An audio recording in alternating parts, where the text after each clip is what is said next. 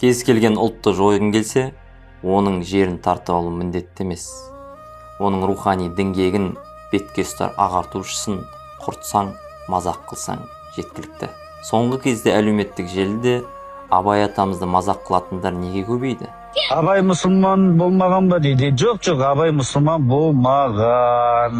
Абай араб құл болды ма сонда? Егер Алла деген болса құл болды, араб құл болды. Абайға сын айтуға болмайды, Құрманғазыға тіл тигізуге болмайды. Абайды мақтай бермеу керек.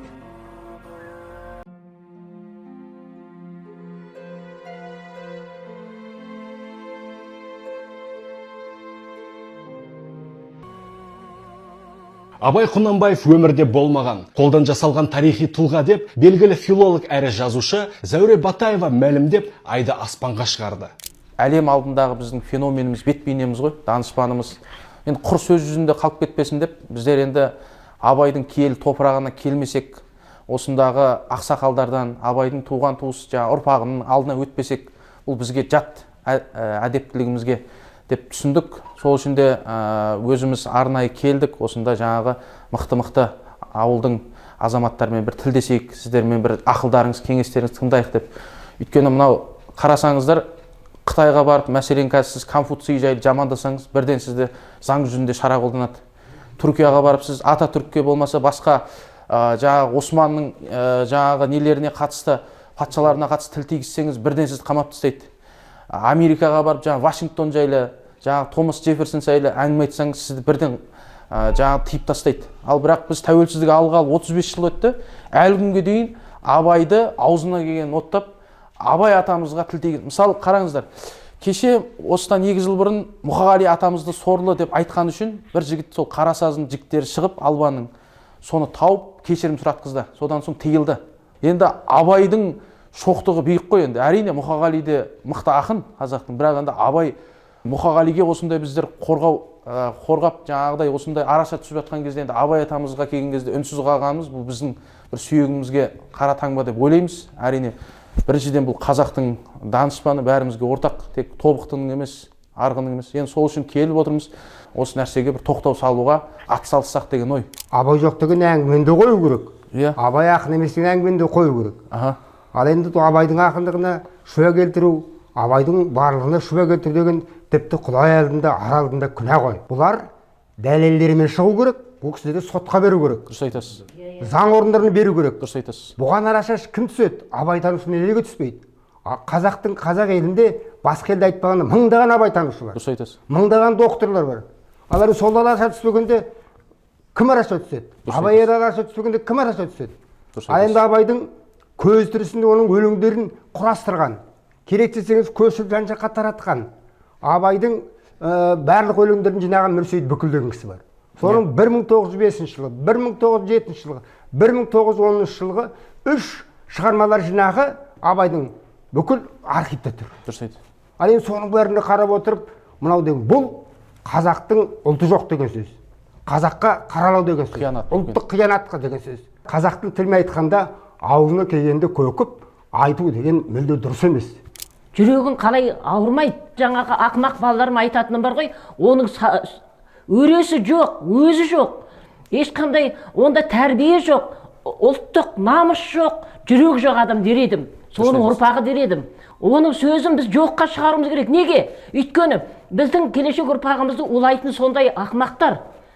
Біз неге жүрегіміз ауырмайды оған? Міне осының барлығын естіп, бүкіл ұстаздар қауымы осыны кім айтты, қай жерде осыған тыйым салу керек деп жатырмыз. Бүкіл ардагерлердің атынан, Абайдың атындағы, ұстаздардың атынан, аналардың атынан мен де осыған үн қосқым келеді. Сондықтан біз Абайдың атын ластауға ешқашанда жол бермейміз. Ондай адамды заңға тартып, жазасын алу керек. Ол жаңа кісілер айтып отыр ғой, президентке дейін жету керек. Неге жетпеске? Неге біз Абайды қорлатамыз? Енді аталарымыздың, апаларымыздың жанайғай енді бүткіл қазақтың жанайғай деп қабылдауымыз керек қой.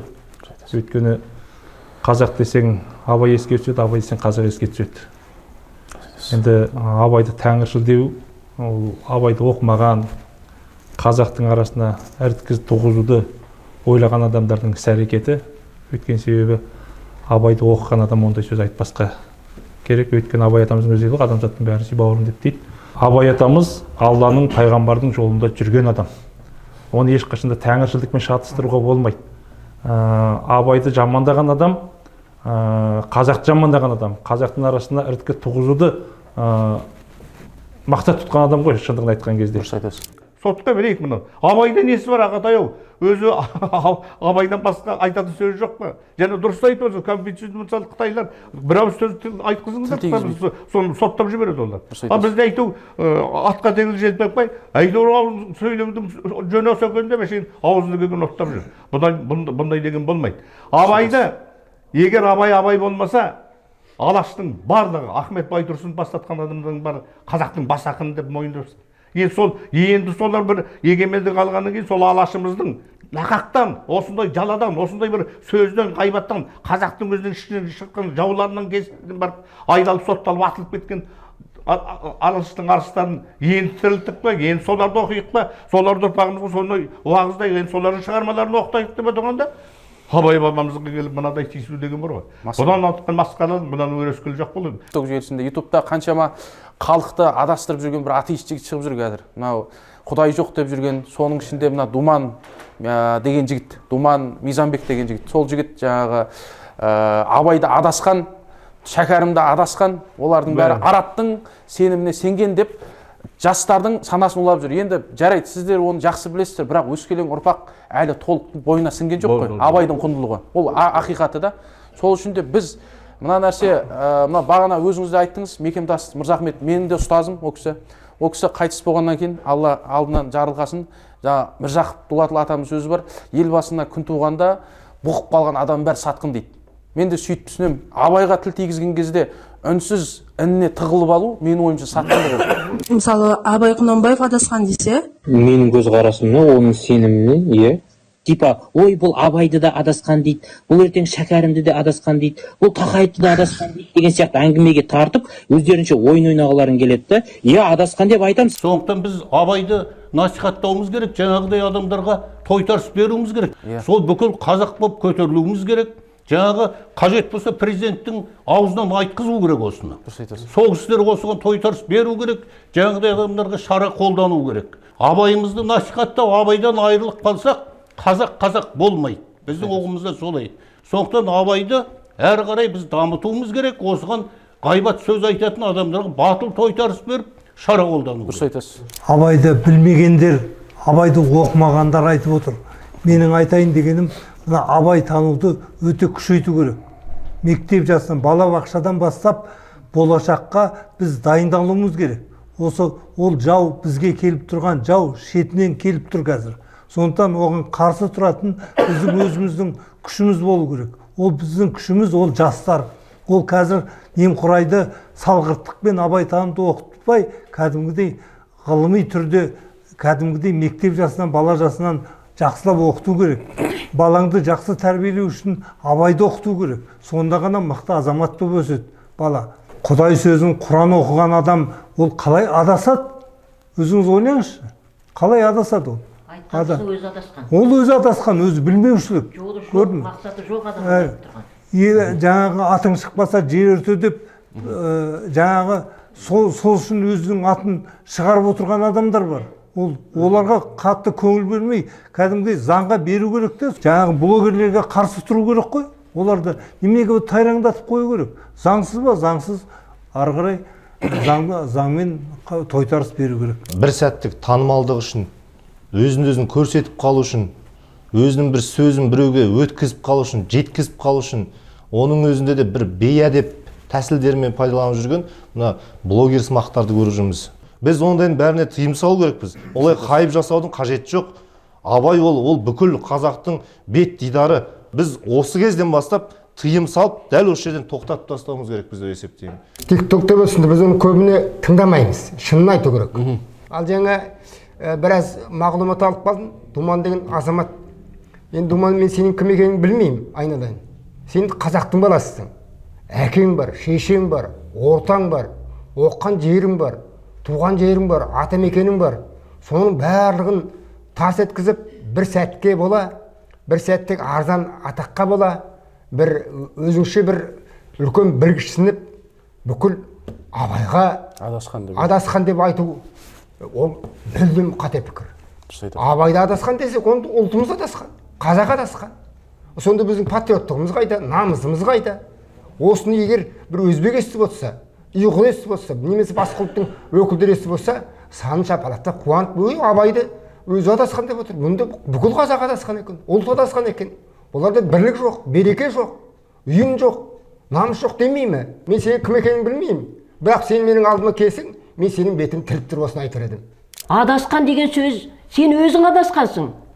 Сен айтып ар жағындағы, мүмкін сен адастырып жүрген біреу бар шығар балам. Думан қарағым айналайын, сен мына абай деген сөздің айтудың өзінен қорықпайсың ба сен? Абайдың жаңағы бүкіл әлем таныған, бүкіл ел құрметтеген абайға тіл тигізуге қанша қақың бар? Сен кімсің? Абайға тырнағынан садаға кет сен бала. Сені өмірге әкелген әкең мен өмірге әкелген анаңа атына қаншама кір келіп жатыр деп ойламайсың ба? Халықтан алған қарғысың сен өзің өз басыңа емес, бүкіл семьяңа, бүкіл ұрпағыңа, келешегіңе балташа деп есептемейсің ба? Қасым-Жомарт Кемел Тоқаев айтады, қазақтың, абай қазақтың бойтұмары дейді. Дұрыс айтасыз. Ұқтыңыз ба? Ал енді сол бойтұмарымызға, қазақтың бойтұмарына міне қастандық жасалып жатыр. Бұл абайға қандай қастандық емес, жасалып жатқан қастандық бір абайға емес. Бұл қазаққа жасалып жатқан қастандық. Бұл қазақты іріту, алалау. Бұл қазақтыққа енді егеменді қалып жайнап келе жатқан Қазақстанымызға жасалған бұл қастандық. Бұл қастандықты дереу тоқтатып тастау керек. Біздің тілегіміз солай ғой жігіттер. Мынаның барлығына қол қой десеңіз қол қойып береміз. Дәл осындай кезде абайды былтырда жамандадық, одан алғанда жамандадық. Абайдан басқа осы даттап жатыр, нешеді қаралап жатыр. Сонда біздің абай арқылы күн көріп отырған, абай арқылы өскен, жетілген біздің доктор, профессорларымыз қайда қарайды? Мекемтес Мырзахметов өліп қалып еді, қалғандардың көбі осы үндемейді. Мен айтайын міне, осы шындығымызды айтайын. Солар неге үндемейді? Олар үнсіз жатқанда біз шырылдап қайта абай еліне келіп, абайдың елінің ыза қылғаннан басқа. Енді бүгін білмеймін қасқан бұл. Мен түнімен ұйықтай алмаймын. Абай атама тіл тиіп жатырмын. Біз қолында өлімізді бармыз біз, абай елі. Басқасы басқа, ұлы ақын абайға тіл тигізген адам, оның жаңағы дәрежесі рухани мүгедектеуге келеді ғой. Заң жүзінде бір шара қолданылу керек, өте қатал түрде. 1973 жылы Қытай билігі өздерінің 2500 жылдан астам тарихы бар ұлы ұстазы Конфуцийді халық жауы кертартпа деп жариялап, тұтас мемлекеттік жүйе өліп кеткен ағартушысының әруағымен соғысты. Сол кезде Конфуций ілімін тығылып оқыған мыңдаған мұғалімдер мен зиялылар соққыға жығылып, 100 мыңнан астам адам қаза тапқан. Ұлт көсемін мазақ қылудың соңы қанды қырғынмен аяқталатыны анық факт.